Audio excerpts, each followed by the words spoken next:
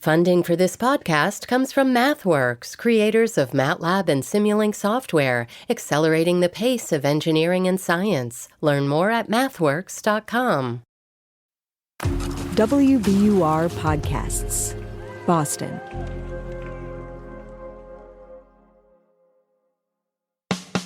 I'm Daryl C. Murphy, and you're listening to The Comment. So today, folks, we have three guests with us here in the studio, three creators. I'm going to go around and introduce them each. We have dancer, founder, and artistic director of the Asian American Ballet Project, Beth Mochizuki. And we also have award-winning saxophonist and composer and leader of the Afro-Caribbean jazz concept, Ricano, Jonathan Suazo. And we also have Carnatic-trained violinist and vocalist, musical producer, and part of Project MishraM, a progressive Carnatic fusion band. Don't worry, we're going to talk about what Carnatic is in a little bit. But we have Pranav Swaroop. Thank you all for coming through to the Commons. So great to have you. Thanks, Errol, for having us. Yeah. Oh, yeah. So let's kick things off with a question. Pranav, I'm going to start with you. Mm-hmm. You all do very different things, but, you know, you had to start somewhere, right? Mm-hmm. How were you introduced to your craft? I grew up in India, and I was mainly trained in Indian classical music, specifically Carnatic music, which is a South Indian traditional form of music. So I had a bunch of friends who were into Carnatic music. Some of them were trained, some of them were just exposed to that form of music. But we really wanted to push the boundaries and experiment with other forms of music. And that's when we started this band called Project MishraM, where we fuse Indian classical music with other genres. So we kind of started like a college band, taking part in this intercollegiate festivals. And then for the last 5-7 years, we've been touring, and we have completed 3 international tours in the UK, Europe. Sounds like things are on the up and up right now for Project MishraM. Yeah, fingers crossed. Yeah. How about you, Beth? So I started dancing when I was little, and I came out here to go to college. I went to Tufts University, and then I was dancing in the area. And when I retired in 2019, I was thinking about my next step, and so I started a ballet company, and it's the Asian American Ballet Project. So we're telling stories through an Asian American lens with all AAPI dancers and choreographers, and just trying to own ballet in our own way and share that with Boston. Mm-hmm. And Jonathan? I started playing when I was 11, and then when I started 7th grade, I went to this special multi-purpose school in Puerto Rico called the Escuela Libre de Música, which has half academic and half musical program. That led to me going into the jazz and Caribbean music department at the conservatory in Puerto Rico. I graduated from there and then went on to do my master's here at Berklee College of Music at the Global Jazz Institute. Mm-hmm. From there, things really started to pick up. I created the project, the Ricano Project, which is basically a mix of Puerto Rican and Dominican sounds mixed with jazz, world music, and other genres. And in 2023, we released the debut album of this project. It was named one of the top 10 jazz albums of 2023 by the New York Times. And thanks to that, I've gotten other opportunities to keep expanding the project. We've impacted more than 500 student lives with educational residencies linked to the project. So all of your stories, they're here right now, happening, culminating, progressing in Boston. Like you're here in Boston, you're doing your thing. I'm curious to know if you have a special moment in Boston. Was there a show you played? Was there somebody you met? Was there a performance that just stood out to you that made Boston feel a little closer to home, Beth, I'm going to start with you. Yeah, I mean, I guess I would say our most recent concert we did in June, we did in Boston. So our first performance was in Cambridge. So it felt like, oh, yes, now we're actually in Boston. And felt like we were actually doing something for our community. And I don't know, I just felt like validated by that like people in Boston would want to come see, people buying tickets. I didn't know who they were, and like they found out about us, just felt that we were doing something important, that people would want to pay money to come see our performance. How about you, Jonathan? One of them is education related. I finished up an educational residency at a really cool organization from here. It's called Hyde Square Task Force in Jamaica Plain. And the end of the residency was a really special concert where students from Hyde Square Task Force were featured in dance and instrumental practice. And it was a concert where it was just open to the community. It was at Mozart Park. Everybody came down. They got to see the kids performing. They got to see us performing. How about you, Pranav? Yeah, for me, living in Boston has been a blessing indeed, because before I moved to Boston, I was in Atlanta, I was in Texas for a while. I felt very disconnected from the arts community there. But in Boston, I live very close to Berklee College of Music, and having that network of like-minded musicians who are all aspiring to be, professionals in their field. And being in Boston, there are lots of things happening. Almost every weekend, you have something or the other thing going on. So I really feel Boston's home for me, and it's a blessing for me as a musician. So, Jonathan, I want to come back with you. Your album, Ricano, professes that it's the very first original Afro-Caribbean experience that combines Puerto Rican and Dominican rhythms within a potent contemporary sound. Let's hear a little bit of that now. And the song is, how do I say this? Well, you say it Héroes. Héroes. Yeah. Héroes. Yes. Thank you for that. Yeah.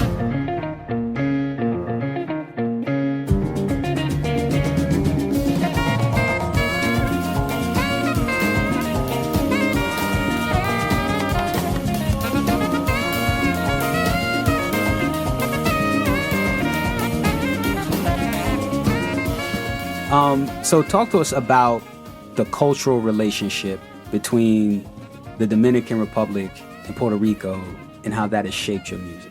Well, in my case in particular, I was born in Puerto Rico to a Puerto Rican mother and a Dominican father. My dad was a saxophonist as well. So the musical background of my life had a lot of music that related to the Dominican Republic, as well as smooth jazz and straight ahead jazz. So there was always this thing when I started to try to dig into my roots when I came to Boston and did the master's program at the Global Jazz Institute. I started asking myself, what are my actual cultural roots? And then through a deeper connection, my dad, he passed away in 2011, and that really left a mark in me and really helped me focus on this dream. And that it's something that I did promise him when he passed, that I was going to do something with this. It's something that I feel very connected to him because of, and I didn't have a too much of a personal connection with my dad, but through music we definitely bonded. Yeah. And I started realizing, wait, so if it wasn't for my dad, I wouldn't be playing the saxophone. So in a way, if it wasn't for the Dominican Republic, I wouldn't be a musician, if he hadn't come to Puerto Rico.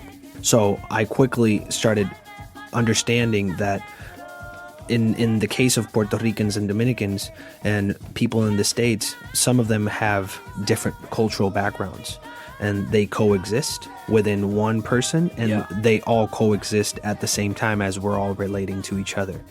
So that's what Ricano is all about. It's about embracing who you are in all of its dimensions and sharing that genuinely through music with respect and to the traditions, and then also with a broad outlook as to what things could evolve to be sounding like. Yeah. Well, something I want to ask you about, because part of this, when you mention those identities, right? Folks from the Dominican Republic, folks from Puerto Rico. I want to zero in on Puerto Rico because part of the story of Puerto Rico is the fact that it's part of America, but it's not a state. And in your profile, you mentioned how that kind of gets in the way of artists being able to thrive in Puerto Rico. Can you talk more about that? Yes, absolutely. There's what I can consider a roof over our heads when we're in Puerto Rico that doesn't quite allow you to break through to certain things. For example, financially, we have an 11.5% tax on all products because a lot of things have to be shipped into Puerto Rico instead of developed in Puerto Rico. And the only way that they could be shipped into Puerto Rico is through U.S. ships because of a very specific law that was put into place from the United States into Puerto Rico. And we cannot do trading with any other countries. And if we do, it has to be exclusively through U.S. ships. U.S. ships usually charge more. They're some of the more expensive modes of transportation by ocean. So we end up having that reflected on all the products. And then getting out of the island in terms of traveling to places, like if I was living in Puerto Rico like I did for most of my life, if I wanted to do a tour in the U.S., ticket prices are usually like doubled. So those things start adding up. And that's usually why folks like myself venture out of the island in order to keep expanding our careers. Well, look, I got to say, thank you for sharing that. I've heard about Puerto Rico's relationship with the United States and some of that, but you going into detail and painting that picture for me and for the listener as well, I'm sure is greatly appreciated.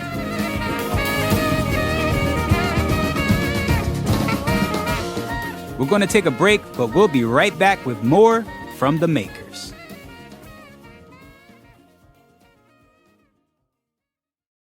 Support for this podcast comes from BU's Questrom School of Business, hosting a live taping of their Is Business Broken podcast. The episode, TikTok and the Future of Digital Marketing, examines how TikTok is positioning itself to lead in an ever-evolving digital landscape.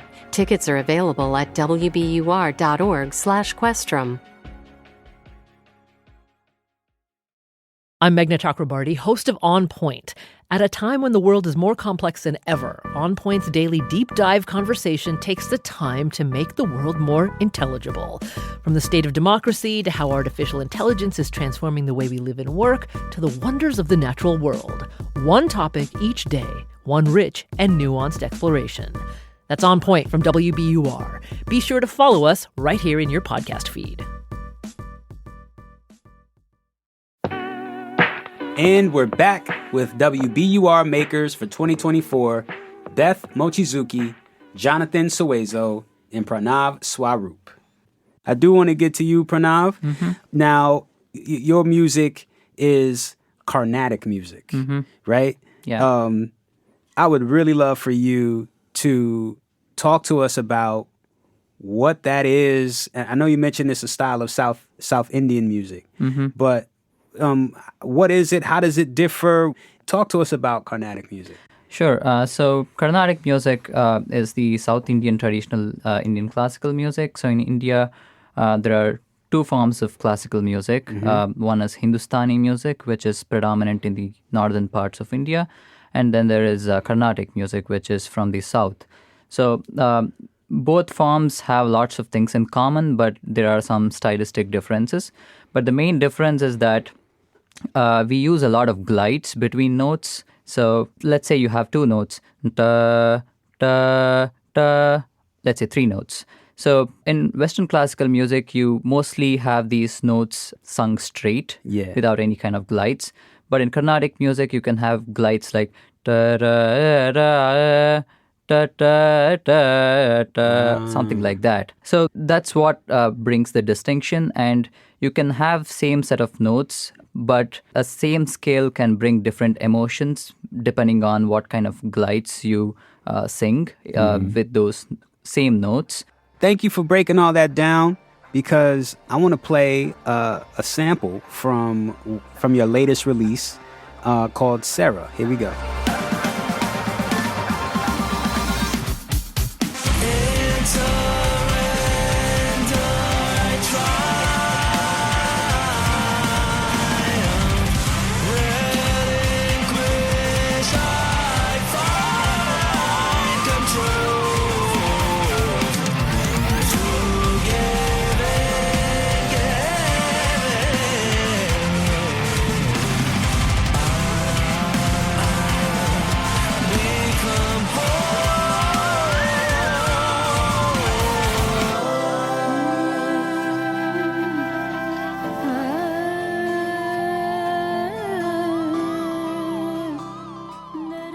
And what kind of instruments are we talking about here? What kind of instruments are typical to classic Carnatic music?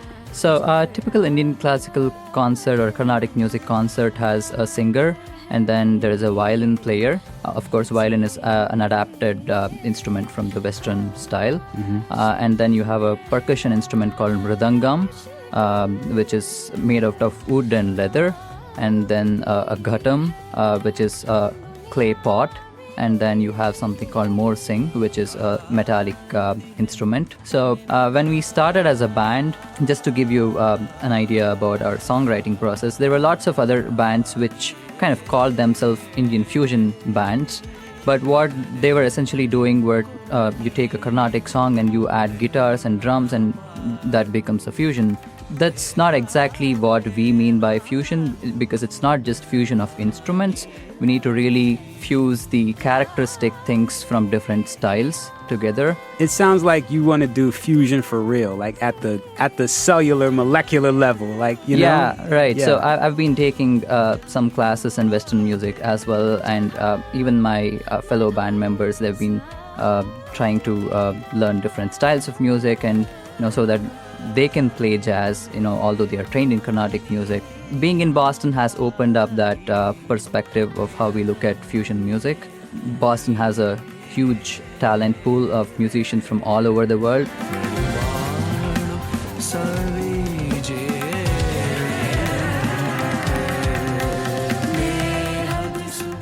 My next question is for you, Elizabeth. Being that classical ballet can be an intense world from what I understand, What was it like for you, and how did you end up carving out a space for yourself in this art form? It's tricky. I feel like ballet in some ways is less welcoming than music. I mean, there's a lot of, at least when I was performing, I feel like it's gotten better now, but there wasn't as much diversity in companies. It didn't feel like there are as many opportunities. We're talking different types of diversity, too. We're talking, race, ethnicity, body types. Exactly. All that, right? Definitely. Absolutely. Yeah, so there's just a lot of pressures to conform to be a certain way. And then when you're born not looking that way, it's really tricky. But I think I, like many young girls, grew up doing ballet, and I wanted to be a ballerina. I wanted to just go for it anyways. So it was tricky. I came to Boston initially. I had my first job in Providence. Then I went back to focus on school. But I came back to ballet, and it was always just tricky to find a job that I enjoyed, make enough money. The ballet world was just kind of difficult. So when I retired, I felt like, well, now I can make the company where I would have danced, where I would have felt like I had a place and a voice. And so that's very fulfilling to do that now for dancers coming up. Yeah, and talk more about that. How do you create that space for them to thrive? Yeah, well, definitely it's encouraging other Asian Americans to join, and it becomes one space where we're all together. And I feel like that really has allowed the dancers that I have to feel that they're important, their voices are being heard. They're not just one girl in the back of the corps of ballet, but they're front and center. I only have 6 dancers at any rate, so it's a small company. They have lots of opportunities to dance. It's similar to not regular, but a more traditional ballet company. But the difference is that we are trying pointedly to create something from our Asian American experience, ballets that are thinking about our identity and our experiences, or looking at how ballet has been presented and how Asian bodies are presented in ballet and how we can rethink that, keeping that front of mind and not having it be an afterthought, that our identities are a part of the work and part of the experience. So it sounds like you are trying to be this progressive force in ballet, expanding the diversity in ballet, addressing some of the problematic aspects, right? Definitely. But still, ballet is ballet, You got to know what you're doing out there. Yeah. And I wonder, what is the hardest part of your job for you right now in this world of ballet? I mean, I encounter all kinds of challenges as an artistic director, someone who's kind of learning on the job, trying to make something new. And I think it's finding it difficult to have to keep explaining myself and trying to convince people to fund me, to come to my performances. Yeah. It's just kind of draining in that way, trying to always promote what you're doing. And when people do come, they love it. And like Jonathan's saying, they have beautiful testimonials that they write for us. But it's trying to, encourage people to take a chance and come see something. Maybe it's not the Nutcracker, but it could be relevant to you. And especially if it's your cultural background, maybe it's very relevant to you. Beth, thank you for that. That's dancer, founder, and artistic director of the Asian American Ballet Project, Beth Mochizuki. That's Carnatic-trained violinist and vocalist, musical producer, and part of Project MishraM, a progressive Carnatic fusion band, Pranav Swaroop, and Jonathan Suazo, award-winning saxophonist and composer and leader of the Afro-Caribbean jazz concept band, Ricano. And that's our show for today. Thank you so much for listening to The Common. If you want to get in touch with us, head on over to Instagram at WBUR-TheCommon or send us an email at thecommon@wbur.org. And now it's that time for me to let you know that The Common is produced by Franny Monahan, it's mixed by Emily Jankowski and Paul Vaitkes, and it's edited by Samantha Joshi and Ben Brock Johnson. And our theme music is Me by Hisu. And from the newsroom of WBUR, I'm your host, Daryl C. Murphy. I'll talk to you next week.